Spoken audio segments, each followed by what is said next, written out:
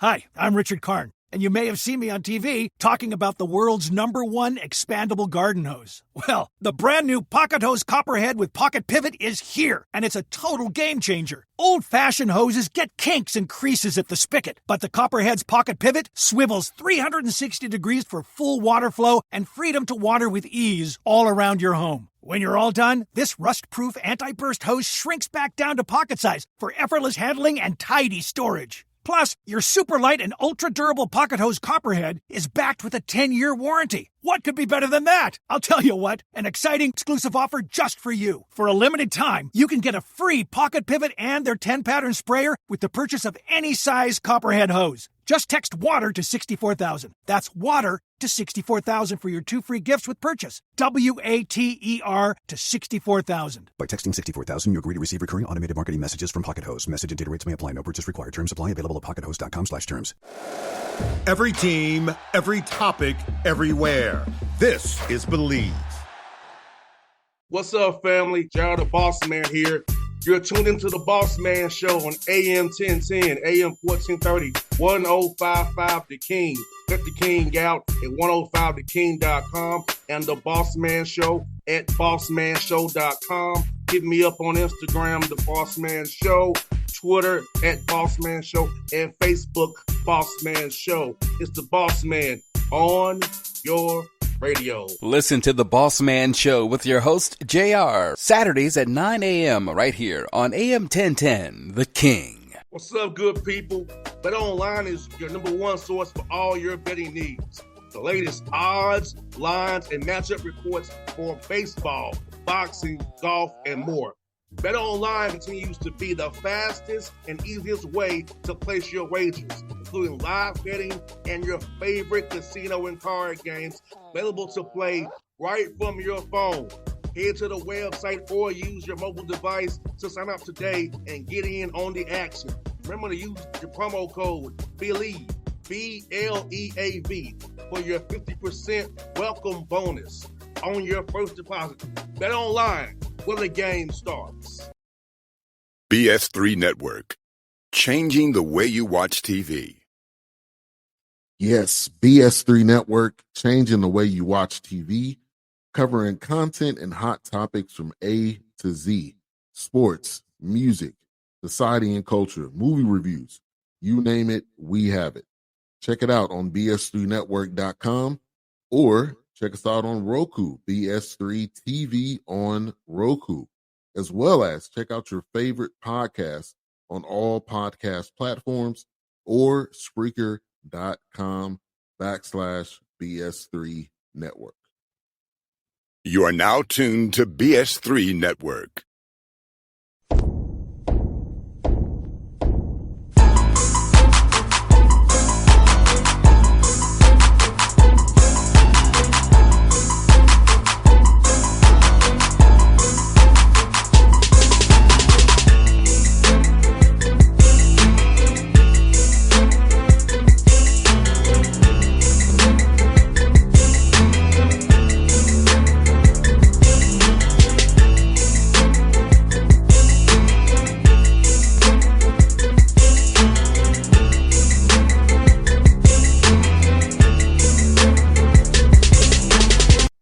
Folks, back on the Bossman Show. We're going to Western Carolina to the Catamounts, talk to Coach Kerwin Bell on the Bossman Show. Coach Bill, how you doing this morning, Coach? Doing good, doing good. Yes, sir. Coach, let me ask you, man, has it like you've been there going on your 3rd year already? Western Carolina, has it flown by for you, Coach? Yeah, you know, it's a lot of things we've been working extremely hard trying to put this thing together. We've, I think, added 100 out of the 120 players are new in our roster here in the last two and a half years. So we've got the talent, we feel like we want, and the kind of players that we want to sort of build that culture into a winning program. And Coach, talk about you building the culture. I know you want guys who are talented on the field, but we're looking for in a young man for his characteristics off the field, for his characters and talents off the field. Well, what we do is I tell our coaches, listen, first phase is they got to be good enough, right, physically to win us a championship. Go find me those guys. But then that's just a start for us. I believe talented football teams, and I've been on a bunch of teams, And they were talented, but they never could win the championship, because to win a championship, you got to have character. You have to have leadership. You have to have a lot of other characteristics besides just talent alone. Talent can win you some games now. You can upset a few games here or there, but to do it over a long season and win a championship, you have to have those other characteristics. So we go in, once we identify a kid, that's just a start for us. We're going to make sure he's a self-starter. That's my number one thing. I think too many guys at times we don't miss on talent. We miss on a kid that is in high school. His mom and them's got him up and made him go to school, and everybody's babying him, and all of a sudden he gets here and he's on his own and he's not a self-starter. If you're a self-starter, you can go anywhere and be successful. And so we try to get number one characteristics, be a self-starter, be a guy who wants to be a dominant football player, who wants to do great things, who wants to work maybe on Saturday and Sundays. He's out there. I love getting like videos and Twitter, and I'll get on social media and see guys who are working out. I see guys working out on Christmas Day, man. Them are guys, I love them guys, right? They love the game. They want to be the best. So we try to, I believe I hear people talk about all the time, man, that coach can build culture. No, you build culture by the kind of athletes you recruit. Because I can get 120 guys, like right now, 100 new guys plus the 20 we got that we think are good players when we got here. Now we've got 120 guys in that locker room who's creating that culture of greatness, that creating that culture of self-starters. That's what we want. And if you have that kind of locker room, you're going to win championships. And Coach Bell, it's funny you say that because my father after school would have me out there catching passes and running routes after school every day.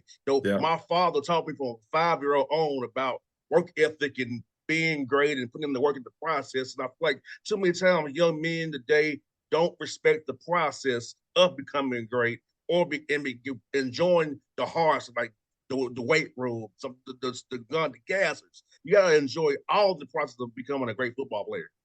Yeah, I mean, there's a lot of guys want to go out to the clubs at night and hang out, and football, they love it, but it's not a passion, right?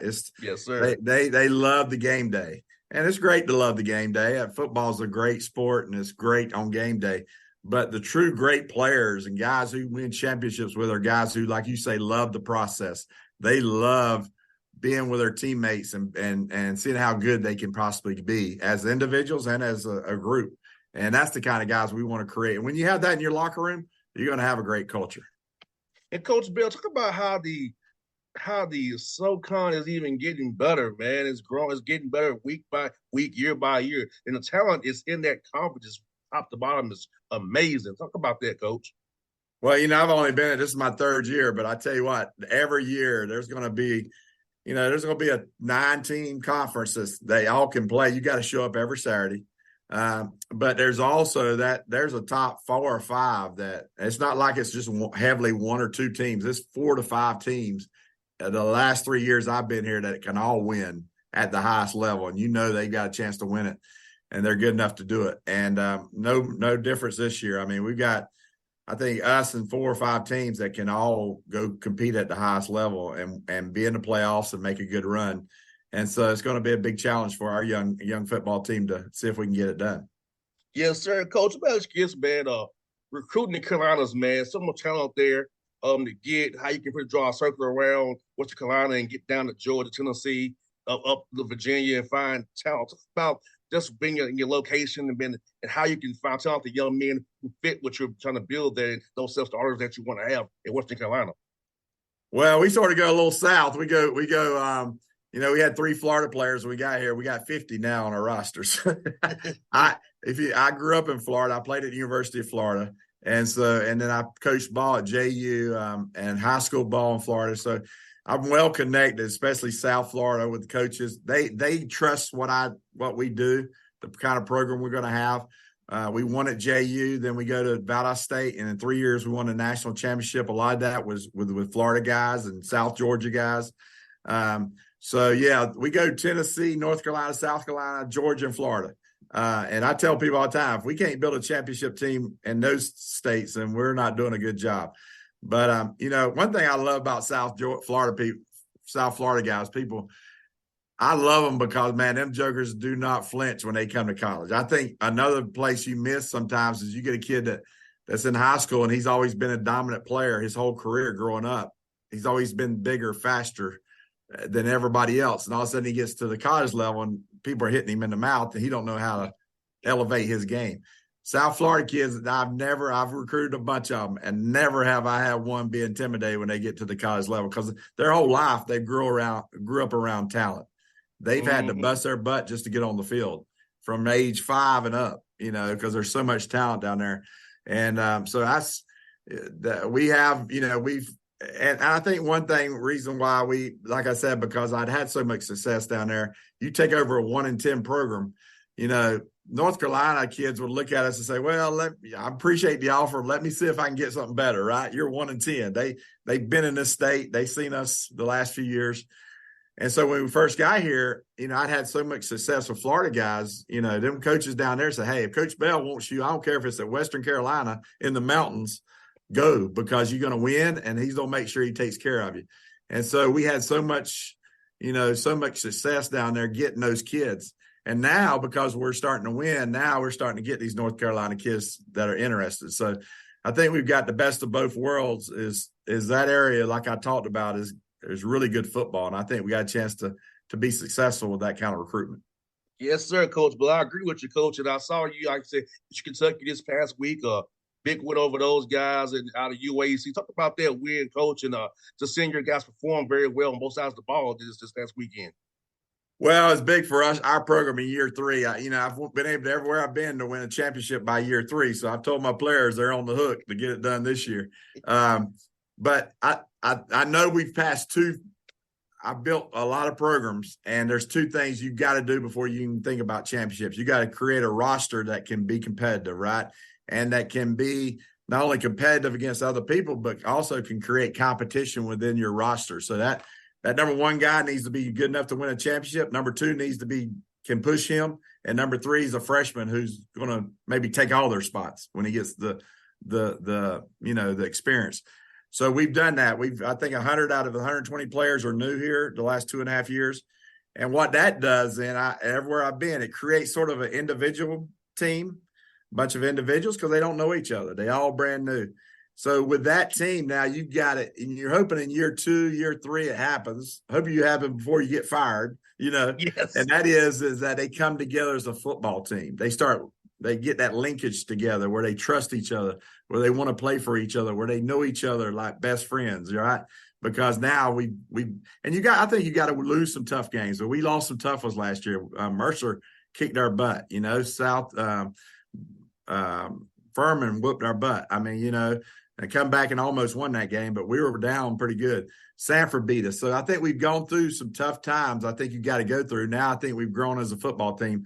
But what I've seen the last 3 games is now carried over this year. We won 3 games down to the wire and beat Chattanooga, who was the 15th ranked team in the country the last game of the season. And we were down that whole game, but we didn't flinch. And so we're starting to develop, I think, that DNA, that championship DNA you got to have to win a championship. And then it's carried, this year, now year 3, you've got those 2 things passed, right? You got a talented roster. Your team's starting to play as a football team. Now you got to gain confidence by winning. And I think the Sanford game, winning it the way we did, because they won the conference last year, and then to go beat Eastern Kentucky on the road, I think it's been great for us to start the season, to get us going. And Sanford has 50 grad transfer seniors. Yeah. They're going to have a long senior day, I think. I tell people, the portals help people in different ways, right? Sanford has helped them tremendously with grad students. They've done a great job being able to go get grad students. They got a great grad school. We've been able to get a few, and we really hadn't focused on grad students. Our transfers, we want to plug in where we need maybe some veteran leadership, certain areas on our roster. But I had a 5-year contract. I'm like, hopefully I don't get fired. But I went with young kids because we had so many connections down in Florida and Georgia and South Carolina. Let's go get those kids that are left over, because think about it. A lot of schools, instead of getting 20 high school kids, let's say, every year, they're only getting 10. And the other 10, they're going to get transfer guys. So there's a lot of kids out there that had FBS offers that are dropped. And I think we've been able to go in and get some guys who are really FBS type players on this roster, because there's so many guys out there that don't have scholarships. So that's helped us. We're young, with a lot of freshmen and sophomores on this team, but I think we're going to keep growing and turn into a really good football team. And Coach Bill, I think this is probably last year, those COVID guys too, because they're so much older. These COVID guys in the system still. And so I feel like this is my last year before normal's out again. So hey, get it while you can. That's my philosophy. While they overlook these great players, get them while you can. Get them going. That's how I see it. Let them look at them older guys. You get them good young guys. Oh, Mr. Carolina. Oh, we in trouble today. Yeah. Well, one thing that's helped us tremendously, I've been making this statement. I think we've got a top 15, top 10 offensive line in FCS football. And the reason is two guys who I thought were sure they're going to get NFL looks. NFL's in here all the time looking at them. But they both came back for their fifth year. Maybe one of them was a COVID year. So we've got a really dominant offensive line. I think that's where so these young athletes that are around them, our quarterback's a sophomore. All our receivers are freshmen and sophomores, running backs freshmen. So, but they are sophomores. So that big offensive line that's really good, I think helps young kids play better, right? Because you're surrounded by that offensive line. So I think that's what's made us, pretty good so far. And Desmond's really enjoying that big offensive line. He's getting to them holes, Coach. I see he's doing his thing out there, Coach. That line you got, man. Let me tell you, Desmond in our second year here, we went 4-6 my first year. The next year, the first game of that following year, he committed to us that early. And for FCS, that's pretty early, right? Fall of his senior year. And Desmond Reed, if you go talk to any high school coach in Florida, especially South Florida, they'll tell you he's the best back or one of the top 2 or 3 that's come through there in the last 10 years. And they're talking FBS backs. They're talking about every back that's come out of South Florida. He's that talented. He had FBS offers, but they go in and, see him, and he's 5'8", 175 pounds, and so they drop him. But he's 4'3". He's a ball of muscle. He is one of the most physical backs I've ever seen at his size. And so he's he gives us – he's a superstar, man.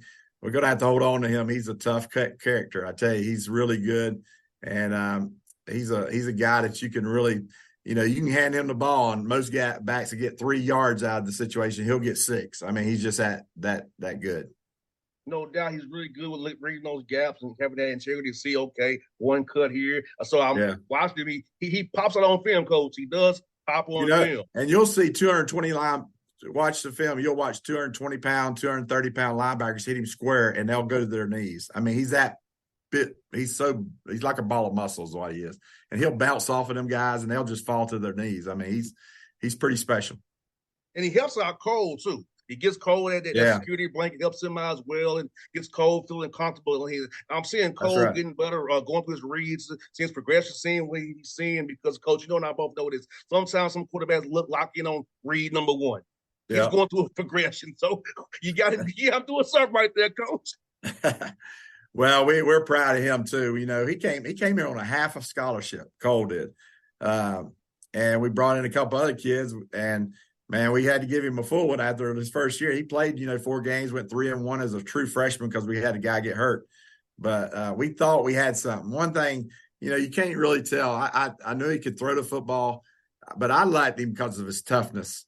And I think if you're going to win any championship, that quarterback needs to be a kind of guy where guys love him. Right? They want to play for him. You know what I'm saying? And they think he's tough. They know he's tough. The way he plays, they respect how tough he is, and he gets them to play at a high level. And you don't see that as a quarterback, until you get them on campus. But I think he has those characteristics that you got to have as a quarterback to be successful. And so I'm proud of him. Yes, sir, Coach. I love what I'm seeing from him. And, Coach, what are you seeing from Charles Southern on film as you prepare this week? And what are you going to have to really make sure you hone in on this week as you get ready to play those guys this area? Well, listen, first of all, the coach, I coached against him. He was at Albany State when I was at Valdosta. His teams are well coached. They play hard. And you see that on film. Their defense gets after you. And what we've got to do is make sure that we handling all their pressure packages off the edge. They do it on rundowns. Like, they want to get you behind the sticks. Really good coaching. I mean, they don't try to create negative plays. So I think in this game, if you see us getting a hat on a hat, we'll be successful. But we got to make sure we get a hat on a hat and don't let guys run free and get negative yards against us. negative plays. So that, and then offensively, they don't run the triple. So we just got to make sure we're really, I told my coaches, defense coaches, I don't care what you work on, but make sure we're lined up. If they run a triple, some kind of option at us, that we got our assignments down like the back of our hand. So, but it's going to be, it's a challenge. They're going to come in here. They don't play hard, and we get them at home.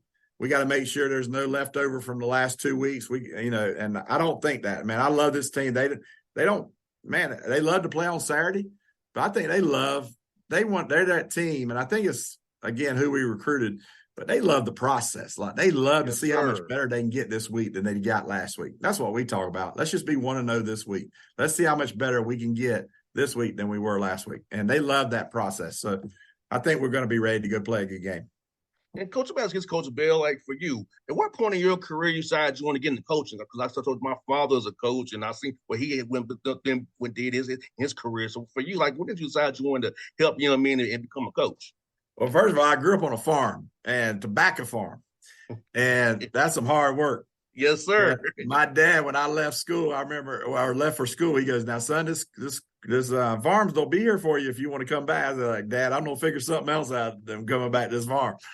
It's too hard at work." But I went through college. I walked on the University of Florida. I just wanted to play ball, right? And I didn't know what I wanted to do academically or other than playing football. So I actually got my degree in psychology because it was a broad degree. Had no idea, and never thought about coaching. For some reason, I love ball. I love all the different sports, but never thought about coaching. Got drafted by the Miami Dolphins. It was with the Atlanta Falcons my first year. Then Buccaneers. That offseason with the Buccaneers, my second year, I tore my ACL playing pickup basketball.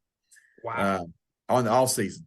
So I tried to rehab. They let me try to rehab, but without the ACL, they failed me on my physical like in June. So I called Steve Spurrier at the University of Florida. He just got the job there in 1990. And I said, "Coach, I need a job. I'm going to miss a whole year of football." They cut me. Tampa Bay cut me. So I had reconstruction knee surgery, and I went there and coached as a GA. And that's when I fell in love. Said, "Man, this is what I want to do." I seen almost, to me, coaching wasn't nothing great when I first, when I was thinking about it in college and stuff. But 2 years after college, I go to Coach Spurrier, and I seen almost perfection on the field. Like, his passing attack was like just the precision and the timing and the routes and the spacing. Man, that interests me so much. It got me to say, this is what I want to do. Well, dumb me, I should have stayed in coaching then, but I went back and played another 10 years after I got healthy, and then wound up didn't get into coaching until 2004, somewhere, or 2001. I retired from up in Canada playing and got into coaching. So now, Coach Bill, let me ask you this. How was it playing at old Fulton County Stadium here in Atlanta with the Falcons? How was that? Well, let me tell you one story. Chris Miller was our starting quarterback. You remember Chris Miller? He was from Oregon State, I think. I was 4 years old in 88. 80. Well, this is 88. Okay. Yeah. But we played, I remember being at Fulton County Stadium, and I was on the sideline. I played, I started 4 years in the SEC. I mean, that's good football, right? Yes, sir. But all of a sudden, Chris Miller was an athlete, too. He could run. He wasn't a real big quarterback. I was like second or third string during my rookie year. But I was on the sideline, and all of a sudden he starts scrambling to our sideline. And I'm like, and this guy looked like he was 6'8", running after him. I'm like, oh my God. And I've seen some good players in the SEC. And he chased him down on our sideline. I mean, just caught him like it wasn't nothing. And this guy looked like a monster. And he got up. It was number 56 for the New York Giants. LT. Marcus Taylor. Oh, my God. I'm like, goodness gracious. I don't know if I want to play in this league or not. This is tough. Yes, it's sir. bad when they can outrun you and they're twice your size, Yes, sir. Coach, I just missed you because I became a ball boy in 1990. Okay. But for the Falcons. So yeah. I missed you by a couple of years. I'll be 40 years old in March. So I missed you by a couple of years, man. Yeah. Yeah. But yeah, it's always fun to hear about the old Falcon days. Was you out at the Swanee? Out to Swanee? Yes, sir. I was. The Falcon Inn? Yes, sir. I was out there, man. I went by there about 8 years ago with my kids. I said, I'm going to show y'all where my facility was at when I was with the Falcons. We was going down I-85. I get off on that Swanee exit, and I could not recognize anything there. I'm like, You know, it was just one little gas station and a little Falcon Inn was there. It's and then built the up now, man. And now it's like 4-story buildings and stuff. Yes, sir. Yes, sir. Because now I grew up on the west side of Atlanta, but my dad took me up there. My dad wanted me to be involved in football, and my dad had a mission. Now I didn't get to play in the NFL, but I'm still doing radio last 15 years. I'm still around it. So, Coach, I'm living the dream. My dad's dream anyway. I'm still living the dream. That's right. Yes, Well, good. Well, Coach, I tell you what, it's fun to talk to you today. I've been a fan for years, man. I'm glad he get this done, and I'll be cheering for you. Then you all play at Mercer this year, Coach, or you don't play at Mercer? Yeah, we got 2 games this game, and then Citadel, and then we got 3. We got Chat, Mercer, and Furman. So that's hopefully I can catch you in one of those chat of Mercer. Hopefully, man. I can get with Daniel. We can get some set up, Coach. Okay, sounds good, man. All right, Coach. Appreciate you. Have a great day, Coach. It was fun, man. Right. You too. All right, buddy. BS3 Network. Changing the way you watch TV. Yes, BS3 Network, changing the way you watch TV, covering content and hot topics from A to Z, sports, music, society and culture, movie reviews, you name it, we have it. Check it out on bs3network.com or check us out on Roku, BS3 TV on Roku, as well as check out your favorite podcasts on all podcast platforms or Spreaker.com/BS3 Network. You are now tuned to BS3 Network. What's up, good people? Bet Online is your number one source for all your betting needs. The latest odds, lines, and matchup reports for baseball, boxing, golf, and more.